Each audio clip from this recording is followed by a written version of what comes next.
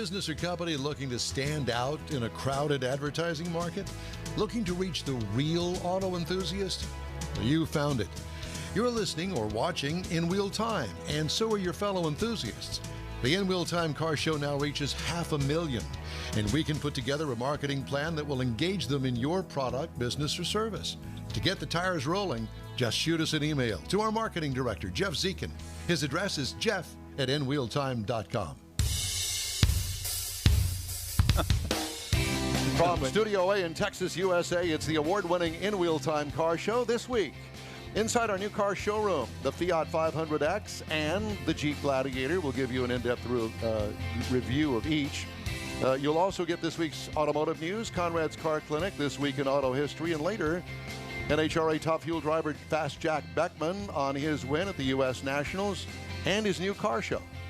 It's all just ahead on today's In Real Time Car Show for Saturday, September 12th, 2020. Howdy, along with Mike out of this world Mars down there and King Conrad DeLong right there. I'm Don Armstrong. Glad that you could join us this morning. You know, it's an interesting thing that we've got going on here. A lot of changes with the show this week, and the fact that we've expanded it to another half an hour.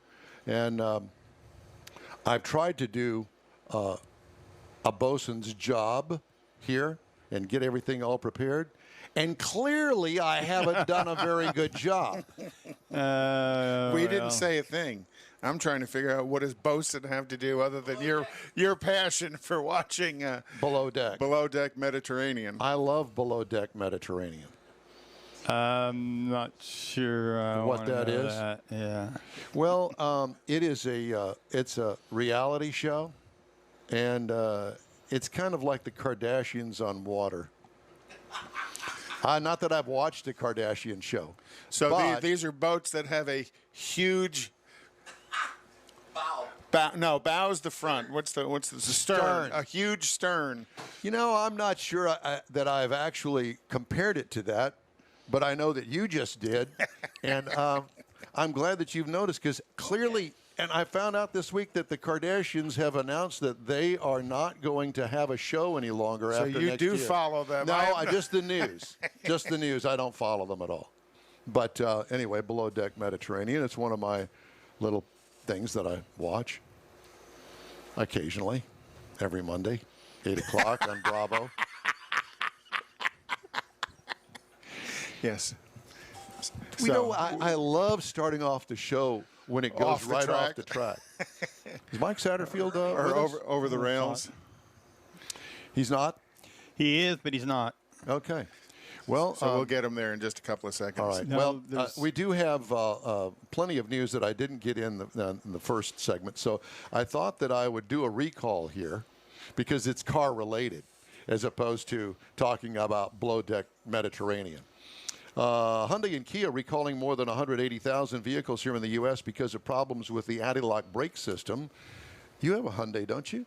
My niece is visiting from Austin, and Susie Sweetland, thank you for coming in and joining us here today. We may bring her on so you can all see her a little bit later on. I'm just springing this on her right now. But anyway, so this recall with the problem with the anti-lock brake system may result in an electrical short and a thermal event. A thermal event. A vehicle fire. The recall vehicles are 180,000 Hyundai Tucson compact crossovers from 2019 to 2021 model years and about 9,400 Kia Stingers from the 2019 model year. Did you ever drive a Stinger as a company car? Do you remember, or as a press fleet car? I don't think I've had a Stinger. Kind of a cool looking car. It's a step above the Optima. You know, it's kind of more of their performance sedan. Not a bad looking car. I'm surprised at 8,400. I thought they'd sold a whole lot more than that. Well, there's another thing that I wanted to bring up, and I was trying to find a place to put it. So we're going to put it in this segment of the show. Do you know what short selling is? Are you into stocks at all? I'm not a big stock guy. I've got a guy that handles investments, but I don't know really that much about it. But I've heard the phrase. I don't do it. Short selling allows investors to profit from stocks or other securities when they go down in value. In order to do a short sale, an investor has to borrow the stock or security through their brokerage company from someone who owns it. The investor then sells the stock retaining the cash proceeds. The short seller hopes that the price will fall over time, providing an opportunity to buy back the stock at a lower price than the original sale price. And he keeps the difference. Any money left over after buying back the stock is profit to the short seller. So it's interesting. You have to know this. You can make money on the stock market going up or make money on the stock market going down. And that the downside would be the short seller. Well, this is a story that came out yesterday. And I found it on Automotive News, and it's really a combination of Reuters, Bloomberg, and Auto News. They're all involved in this report, but this is going to be a movie. You ready?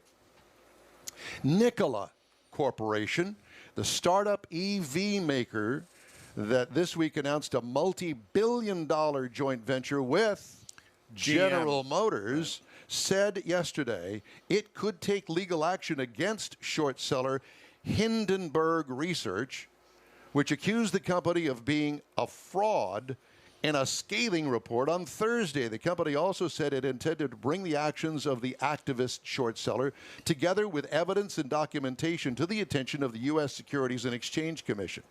This is one of these documentary things that you get all involved in and you go, wow, this is like undercover stuff, you know, black market stuff. Shh, don't tell anybody. Nikola said it retained corporate litigator Kirkland & Ellis, a national law firm that also represents General Motors. In fact, Kirkland & Ellis represented GM in its recent racketeering lawsuit against Fiat Chrysler automobiles that was later dismissed by a U.S. district judge in Detroit. Yesterday, this is a quote, yesterday an activist short seller whose motivation is to manipulate the market and profit from a manufactured decline in our stock price published a so-called report replete with misleading information and salacious accusations directed at our founder and executive chairman, Nikola, said in a statement. To be clear, this was not a research report and it is not accurate. This was a hit job for short sale profit driven by greed. Driven by greed? Capitalists driven by greed? No! That's the way the system works. So, Nikola shares fell 11% on Thursday after Hindenburg Research published its report. The shares fell another 16.6%, down to $31.37 in afternoon trading yesterday. So who was short selling them? Hindenburg founder Nathan Anderson said in a statement on Friday that his firm would welcome a lawsuit by Nikola. As they drive the price down and pull the money out. Quote, the company answered none of the 53 questions we raised in our report after promising a full rebuttal, he said. We are pleased that Nikola is engaging with the SEC, and we are not surprised that Trevor Milton, Nikola's founder and executive chairman, is not commenting further on advice of counsel. Yeah, means be quiet because you're getting sued. Anything you say will be used against you in a court of law. Milton said in a tweet Friday he wouldn't make any further comments on the advice of counsel other than to say that Nikola approached the SEC, not the other way around. He earlier said he would provide a detailed report to address the allegations. Hindenburg's report, by a firm that owns a short position in the company's stock and may stand to gain from a decline in the share price, alleges the maker of electric and hydrogen fuel cell heavy-duty vehicles made non-working products appear as fully functional. The report also alleges that Nikola staged misleading videos and told dozens of lies about its capabilities and partnerships or products, among other issues.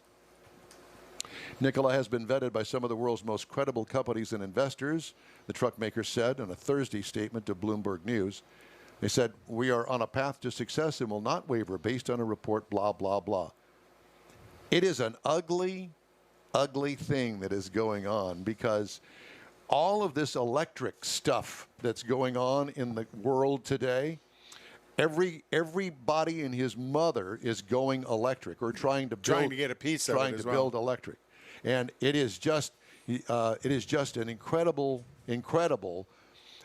fight all the way to the checkered flag. Oh yeah. With all the different manufacturers of electric vehicles, because all the different partnerships of major corporations. I've got a story that I'll to share with you later about these companies that are trying to get like 100,000 vehicle buys, for instance, like Amazon, U.S. Post Office. all of those, they're all vying for that. 'Cause imagine, you could build a company just making 100,000 vehicles. Well, Oh, yeah. Tesla did. Elon did. Well, he made 1,000 vehicles anyway. Yeah. Well, they've made over 100,000 Teslas now. In how many years? I don't know. Doesn't matter. Yeah, okay. Well, at any rate, I just found the story fascinating, and we're going to hear more about it, I know. It is going to be... And GM is right in the middle of the morass. Of course they are. We got Mike. I know that, and we're going to get to him in just a moment. Did you want to join in on that? So- I see you're still trying to make Jeff, music here. let's have a show over here, Jeff. Well, Don's still working on the music for the break. No, I'm ready. And we are going to take a quick break, and then we're going to talk to Mike Satterfield with Grosbeck Grand Prix, which is an event that happened last weekend, find out how all that went with all the weather and stuff, so stay with us. As America gets back on the road, a lot of things have changed, but not the need for drivers to be safe. With that in mind, it's time to review our safe driving checklist. First, you're in your car. Check. You're sober. Check. You're wearing your seatbelt. Check. Your phone is put away. Check. Great. Make sure you follow the speed limit. And remember, law enforcement is enforcing traffic safety laws in our community to save lives. Paid for by NHTSA.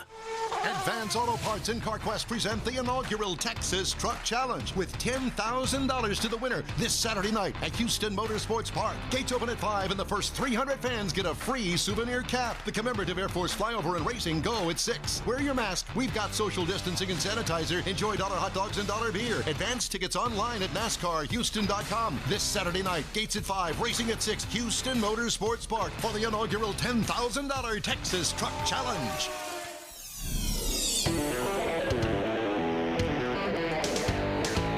You know, it's an interesting thing for this car show because as hard as we try all week long to iron out all the kinks, we can't iron them all out. No, we can, but it's during the show.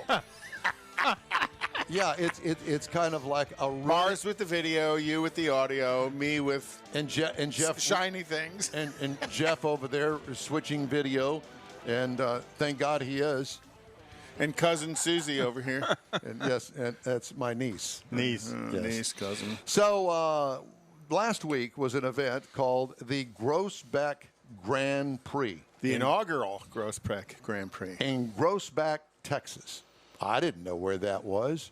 Somewhere between Waco and Dallas, north and of Buffalo. here. Yeah, up there. And I know that the weather was a little iffy at times. And I know that we also tried to have a little Zoom session with Michael. And that didn't actually turn out too well. But the cell tower only accepts 3 cell phones at a time, and there was a big crowd of people up there. Hey, Mike, how you doing? Doing great. How you guys doing? Well, we're doing fine. So, first of all, did the weather affect any of the event up there? Let's get right to the point here. Well, yeah, Saturday, obviously it broke up some of our practice sessions and things like that, and it also kind of made our parking situation in the big grass field a little iffy on Sunday when the big day happened. So, but the record business was big, I'll bet. Well, thankfully we had a lot of people with big trucks because it is Texas. So people who got stuck just found somebody with a truck to tow them out. But so let's give other everybody. than that, it was great. Sunday was beautiful. Well, good. I'm glad to hear that. Let's give everybody a little bit of background and tell everybody what the Grosbeck Grand Prix was last weekend. So it was a concept I had to create like a motorsports festival here in Texas that has a 1.3 mile time trial. We had to shorten it up a little bit for some of the safety issues we were working on after we were doing some testing out there. We have a time trial. We've got vendors. We have a car show, a concours. It happened inside this old fort, which is called Old Fort Parker, which is a really neat property there in Groesbeck. It's a recreation that was built during the Works Progress Administration. So it's a replica of the original Parker Fort that was out in the area. So it creates this really unique backdrop for all these classic cars and racing, and it's just a really fun environment. And we had a great turnout, and everyone had a really good time. Did I hear correctly that it was a sellout? Yes, we actually sold out 3 days before the event. We had limited our ticket sales due to obviously COVID. We had some restrictions on how many people we could have there, but we actually sold out days before the event, so it was pretty good. How many people did you have there? How many entries and how many spectators and that sort of thing? So we had a total of about 400 people show up to the event, which was great. I mean, considering the town has about 4,000 people, so it was a good turnout for the event for the first year with everything going on. Participant-wise, we had about 27 vehicles show up to actually do the time trial. We had a couple that had some incidents, obviously with racing. Either one got rear-ended on the way down, so he couldn't make it. His car got actually hit on a trailer on his way down. Yeah. And another guy, obviously mechanical issues. Racers are always scrambling at the last minute, get cars put back together and get out to the track again. So we had one that couldn't get there, mechanical. But we had 27 cars show up from all over Texas and as far away as North Carolina. It was a great event. We had some great times. And the inside the fort, we had about roughly 25 cars on display. I think the rain scared off some of our car show people the day before, but we have big hopes for next year to have a much larger event. We've had really good feedback from everybody, and it's going to be really good going forward. Well, you know, I think that the interesting thing is that it's called the Grand Prix, and it should be, I guess, called the Grand Duca, because not only do you have the actual time trial races on a road course out there, but you do have the car show aspect of it, too. So it's kind of like the best of all car worlds in my mind. Yeah, and it was great. We had so many car clubs come out that were able to, also park in the parking area. So you had an impromptu car show out there with Ferraris and Alfa Romeos and classic MGs. There you go, bragging again. From the spectators. So there was a lot of great cars out there from all over Texas. In our post-event survey, we had people from 89 different zip codes come to Groesbeck, Texas. So it was pretty cool to get that many people out to our community and really enjoying it. And again, really good feedback from both spectators and the drivers. How cool is that? Friend of the show, Richard Tomlin, and he's also the head of the area SCCA. I know they brought a lot of support up there to help you as well. They did the corner working for you, didn't they? Yeah, Richard is actually our race director. He handled all that stuff. My side of it was the kind of the hospitality and car show side, making sure the toilets worked and things like that. I made sure the event went really well that way. Richard handled everything on track, and his team was super professional. We had only one slight off-track incident. Driver got out, walked away, was okay. There was no major incidents. So Richard and his team did a great job. And then our volunteer fire department and our local ambulance services and all that were on site, and they did an awesome job making sure it was a safe event. We even had a local sheriff running as our safety car, and he was doing some hot laps with the Charger patrol car. So cool. Now, Michael, when you say the track, you reference the track, that's really the streets of Groesbeck, yes, right? It's a closed park road. It's Park Road 35. Park Road, so we actually got permission to shut that road down and run the time trial on that. So it was a public road that we obviously went in. We put water barriers in, and we put hay bales and other things like that for safety, and then shut that road down. And feedback from the drivers, they all loved it. Pretty much all of them are coming back. Some are building and tweaking their cars specifically for this event next year. So we expect to have a much broader, more interesting field next year and a lot more interest in it. And when we had you on the show before, my analogy was Groesbeck is Texas's Goodwood event, because at Goodwood, a lot of people have made that, that analogy. Yeah, because they do a show, they do a closed course time trials as well. So we hope to see it grow for you as well. Have you already selected a date for next year? Our goal is to have it again on Labor Day weekend again next year. We're already working with the local community out there to add some other events surrounding it, because our event ends around 3 o'clock, and the plan this year was to have either automotive art shows or other automotive car shows and things happening around the local communities. But with everything happening, we were just happy to get the event done this year. So next year, we're planning on adding a couple other cocktail party events afterwards and other car shows and art things happening around the community. We had a couple of great artists actually come out and do some live demonstrations at the event this year, which was really cool. Sean Starr from Star Studios does all the traditional hot rod lettering and hand painting, and has done cars for Pebble Beach and lots of really high-end Ferraris and things like that, like La Carrera Panamericana cars. He happens to live just down the road from us in Calvert, so he came up and did some stuff. Is there a swap meet in the plans? No swap meet. It's we're gonna have vendors there, but it won't be like a swap meet. It'll just be automotive lifestyle stuff, and food vendors and things like that. More of a festival atmosphere. Well, I'm hoping maybe Saturday night you can get one of your other neighbors, Ted Nugent, to have a concert there to go along with it. That would be pretty fun. I think he would like the fort. I think Nuge lives somewhere in that area. Well, he's about probably 40, 50 miles away, but yeah, he's pretty close. So, close Mike, enough. do you have a Facebook page that we could that we could get all of your updates and things as we head up to next year? Yeah, everything is on Grosbeck Grand Prix. It's all one word on Facebook. Same on Instagram as Grosbeck Grand Prix. And then our website is groesbeckgrandprix.com, which will be updating with next year's information and dates as we get everything verified and our dates locked in for with the venue and everything. Well, Michael, congratulations on apparently a great event up there, and I know that next year is going to be twice as much fun, and we hope to be a part of it with you. Yeah, we hope to have you guys out there. All right, man. Thanks again. We'll talk to you soon. Cool. Thank you. All right. Bye-bye. All right. Coming up, Mr. Mars has got a Fiat 500X, and he's going to tell you about it and his experience with it after a quick stop here on the In Wheel Time Car Show. We hope that you're going to stay with us as soon as I can hit the right There's marks. no greater pain a parent can suffer than losing a child. And yet, heat stroke deaths in hot cars are on the rise. The temperature inside a vehicle can reach deadly levels in just a few minutes. Leaving windows cracked does not help. These preventable deaths can occur even when the outside temperature is as low as 57 degrees. Never leave your baby or child in a vehicle, even for a short period, and always check the back seat before you get out of the car. Where's baby? Look before you lock. Paid for by the National Highway Traffic Safety Administration. As America gets back on the road, a lot of things have changed, but not the need for drivers to be safe. With that in mind, it's time to review our safe driving checklist. First, you're in your car. Check. You're sober.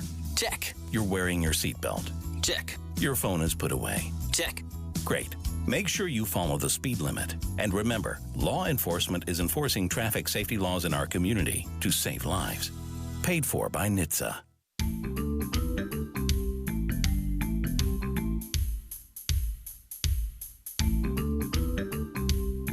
I'd like to say howdy to Frank Gilchrist, who's tuned in this morning. We appreciate you, Frank, always. Thank you very much for joining us, and thank you for joining the In Wheel Time Car Show. And it's time now for our car review for this particular segment. Mr. Mars has the Fiat 500X. The Fiat 500X Sport all-wheel drive model. Now, this is the small CUV. It is actually the larger of the Fiat 500 series, and because it's the X, it's not the largest. There's one a little bit bigger, but this is basically what Fiat calls their small CUV. We would call it a compact. And a couple of things they've done, it does come in 4 trim levels: a Pop, a Trekking, a Sport, and then a Trekking Plus. We had the Sport model, and we have the all-wheel drive. It is the first Fiat that you can get the all-wheel drive in. A couple of things you're going to see on the exterior that are new for 2020. It's got a new front and rear fascia on it. It's also got 8 inches of ground clearance. Again, it's all-wheel drive. It's not an off-road type all-wheel drive. This is for your snow, your maybe some sand, maybe some light mud or something like that.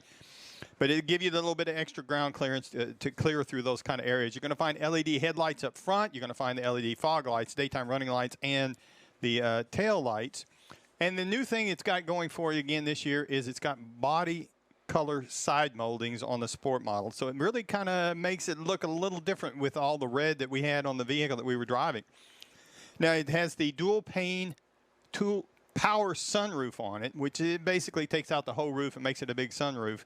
And we happen to be rolling on the optional 19-inch aluminum wheels, which I really like the way those looked.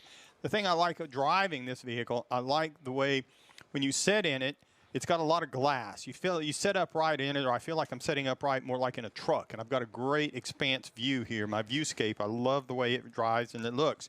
So from the interior, we had the black cloth and vinyl seat because we did have the Sport model. And the front seats are heated. We had a 7-inch display that sits up on the dash, kind of on top of it. It's not really built down into it. And that's where we're going to find our Uconnect 4. That's Apple, your Android connection, your convenience controls are all found right there, and they're pretty easy to get to. And there's really no sun glare. Sometimes there's a little sun glare on some of them, but the way this one's angled, I really like the way I could access it and get to it. We had the optional Beats audio system with 8 speakers, and in this compact vehicle, it really filled it up nicely. Now, to make it go, it's got a new 1.3-liter inline-4 turbo underneath the hood, 177 horsepower, 210 pound-feet of torque, and it's backed by a 9-speed automatic. Now, sometimes we run into it where those 8, 9, and 10-speed automatics with the smaller motors kind of search for the gears. They really don't know where they're going. I didn't experience that with this vehicle. It had enough juice. It got to where it wanted to go, and it stuck there for me. Had some paddle shifters for it because it's the sport model. I didn't really find much use for them, but I was just going to say, they were there. Paddle shifters, really? In an all-wheel drive CUV. They were there, but again, I guess if you were really trying to drive it, run those paddle shifters. It was, but I did like driving it because it did have a zippy feel around town, and out on the freeway, it wasn't too bad either. Now, the EPA says you should be looking for about 24 miles to the gallon in the city, Highway 30, combined about 26. I got an easy 25 out of it for the week that I had it because we didn't put it out on the highway much. We didn't play with the paddle shifters at all, hardly. It just didn't seem appropriate. But anyway, there was 3 different drive modes that you can have in it. One of them's the automatic, and then you can have a sport and a traction plus. Now, the automatic, really what it does, it kind of finds medium ground between the sport and the traction plus whenever it does all the steering.